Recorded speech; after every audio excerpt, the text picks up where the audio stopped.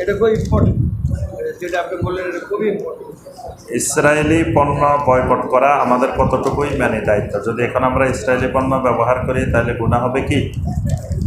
বর্তমানে সারা পৃথিবীর সমস্ত ওলামায়ে কেরামেই এই ব্যাপারে জোর দিয়েছেন যে যেহেতু ইহুদিরা আমাদের ভাইদের উপরে নির্যাতন করতেছে, তা আমরা যদি তাদের পণ্য গ্রহণ করি, কিনি, আমাদের এখান থেকে যে লাভটা, যে ব্যবসাটা হচ্ছে তাদের, এটা দিয়ে তো আমাদের ভাইদেরকে তারা হত্যা করতেছে।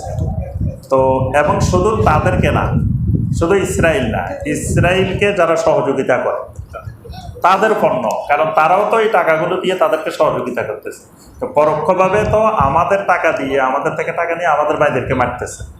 এই জন্য এই শুধু ইসরায়েল না, ইসরায়েল প্লাস ইসরায়েলকে যারা সমর্থন দিচ্ছে, সহযোগিতা করতেছে, তাদের পণ্য সবগুলোই বর্জন করা উচিত এবং যথাসম্ভব চেষ্টা করবেন দেখে দেখে এদের পণ্যগুলো না কিনা, বরং নিজের দেশের পণ্য বা মুসলিম দেশের পণ্য এগুলো কেনার জন্য চেষ্টা করবেন। কিন্তু আমাদের মাথায় একটা জিনিস ঢুকে আছে, নিজের দেশের জিনিস ভালো হইলেও কিনতে চায় না, বাইরের জিনিস খারাপ হইলেও এটা কেনার জন্য, বিদেশি জিনিস, বিদেশি নাম শুনলে কেনার জন্য আগ্রহী।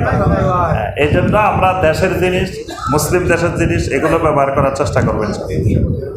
ঈদের সলাতের পূর্বে মাইকে তাকবীর পাঠ করা যাবে কি, দয়া করে বিস্তারিত জানাবেন। ঈদের সলাতের আগে ইচ্ছা করলে মাইকে তাকবীর পাঠ করতে পারে, এটাতে শরীরে অসুবিধা নেই। মসজিদে হারামে আমি তো কয়েকবার ছিলাম রমাদানে, তো আপনার সেখানে এই ঈদের দিন সকালে মুয়াজ্জিন সাহেবেরা বাইসি রিয়াল ঈদের নামাজের আগ পর্যন্ত তাকবীর বলতে থাকেন, তাকবীর বলতে থাকেন, মাইকে বলতে থাকেন, এটাতে শরীরে কোনো অসুবিধা নেই। ইমাম ও মুক্তাদি সকলেই কি সামি আল্লাহু লিমান হামিদা বলবে? মুক্তাদিদের উপরে সামি আল্লাহু লিমান হামিদা বলা জরুরি না।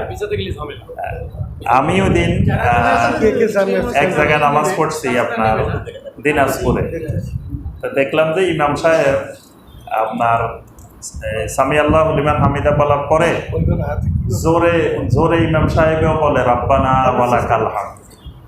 এটা আমি আর কোথাও দেখিনি। পরে ওনাকে জিজ্ঞেস করবো মনে করছি, কিন্তু সময় পাই নাই, যে ইমাম সাহেবও বলতেছে রব্বানা ওয়ালাকাল হামদ, জোরে বলতেছে। মুসল্লিরা তো আস্তে আস্তে বলতেছে, ইমাম সাহেব সামি আল্লাহু লিমান হামিদা আবার জোরে বলতেছে রব্বানা ওয়ালাকাল হামদ। তো এই ক্ষেত্রে মুসল্লিরা সামি আল্লাহু লিমান হামিদা বলা জরুরি না, ইমাম সামি আল্লাহু লিমান হামিদা বলবে, আর ইমাম চাইলে রব্বানা ওয়ালাকাল হামদ বলতে পারে, মুসল্লিরা শুধু রব্বানা ওয়ালাকাল হামদই বলবে।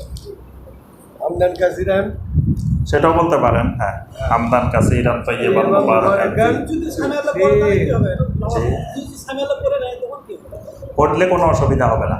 কারো কারো মত আছে, কোনো কোনো আলুল আলমের মত আছে মুসল্লিরও সামি আল্লাহু লিমান হামিদা বলবে, সুতরাং বললে কোনো অসুবিধা হবে না। না জেনে শিরিক করলে কি পিছনের আমল নষ্ট হয়ে যাবে? এই ক্ষেত্রে আপনার শাইখ বিন বাজ রাহিমাহুল্লাহ বলছেন না জেনে করলেও বাধা হয়ে যাবে, কারণ আপনার এই সূরা তাওবার ৬৬ এবং ৬৫ নম্বর আয়াত, সেখানে আল্লাহ বলেছেন কুল আবিল্লাহি ওয়া আয়াতিহি ওয়া রাসূলিহি কুনতুম তাস্তাহজিউন লা তা'তাযিরু কাদ কাফারতুম বা'দা ঈমানিকুম। এখানে বলা হয়েছে যে আপনার ওই যেই ব্যক্তি নবী সাল্লাল্লাহু আলাইহি ওয়াসাল্লামকে নিয়ে ঠাট্টা বিদ্রুপ করছিল, তো সে বলছে যে আমরা তো জানতাম না, এটা করলে যে ঈমান চলে যাবো এটা তো আমরা বুঝিনি। তা আল্লাহ পাক বলছেন যে লা তা'তাযিরু, কোনো ওজর পেশ করিও না, ওজর গ্রহণযোগ্য না। কাদ কাফারতুম বা'দা ঈমানিকুম, তোমরা ঈমান আনার পরে কুফরি করেছো। এখানে আল্লাহ বলছে ওজর গ্রহণযোগ্য না, তারা না জানার ওজর দিছিল। এজন্য শাইখ বিন বাজ রাহিমাহুল্লাহর ফতোয়া হলো কোনো ব্যক্তি যদি না জেনেও কুফরি করে, না জেনেও শিরক করে, তাও তার ঈমান চলে যাবে। না জানা এই ক্ষেত্রে গ্রহণযোগ্য না, সে জানলো না কেন, সে মানুষ একটা মারি ফেলছে, কয় যে আমি জানি না, মানুষ মারলে যে মরে দেব, এটা তো গ্রহণযোগ্য না। শেষ হয়ে গেছে। আমরা রাস্তাঘাটে ছবি দিয়ে ঈদের শুভেচ্ছা জানানো যাবে কি না? মানুষের ছবি দিয়ে ওইভাবে জানানো এটা ইসলামী শরিয়া সম্মত না, এটা তো রাজনৈতিক শুভেচ্ছা, এটা শরিয়া সম্মত শুভেচ্ছা না। ঋণ দিলে মূল্যস্ফীতির কারণে টাকার মান কমে যায়, গ্রহণের সময় করণীয় কি? মানে টাকার মান কমে গেছে বলতে কি? মানে আমি 1000 টাকা একজনকে ধার দিছি, এক বছর পর ওটার দাম কমে 1000, ওটা তো 980 টাকার মতো হয়ে গেছে, যেহেতু মূল্যস্ফীতির কারণে সেম প্রোডাক্ট আমি কিনতে পারতেছি না, আমাকে বেশি দাম দিয়ে কিনতে হচ্ছে। তো এই সময় তো না, ঋণ যেহেতু মানে কর্জে হাসানার ক্ষেত্রে বেশি নেওয়ার কোনো সুযোগ নেই। কিন্তু আমার তো টাকার মানটা কমে গেল, টাকার মান 1000, কিন্তু ওই বুঝতে পারছি। 1000 টাকা দিয়ে কিন্তু আমি সেম প্রোডাক্ট আর কিনতে পারতেছি না। তো এখন এটা একটা অবিচার। বুঝতে পারছি, এখানে আপনার ওই 1000 টাকাই নিতে হবে। 1000 টাকা মান কম হোক আর বাড়ুক যাই হোক, 1020 টাকা নেওয়ার সুযোগ নেই। কেমন হয়? আমার সাথে তো অন্যায় হলো, আমার টাকার মান কমে গেল না, মানে আমি তো অন্যায় হবে না। এই জন্য আপনি তো এখানে ব্যবসার জন্য তাকে ঋণ দেন নাই, ঋণটা হলো কর্জে হাসানা। আপনি আপনার বাইরে একটু সহযোগিতা করলেন। ওই অ্যামাউন্ট তো আমি এটা মান না, এটা পরিমাণ। হাসানের কোনো ইয়ে নেই বাবা।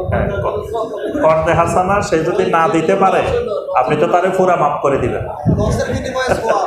হ্যাঁ, কর্জে হাসানা হলে সে যদি না দিতে পারে, অক্ষম হয়ে পড়ে, তা আপনি পুরা তারে মাফও করে দিতে হবে। এই জন্য করলেও কোনো অসুবিধা নেই। আগের সময় নেটটা দিয়ে জি, সব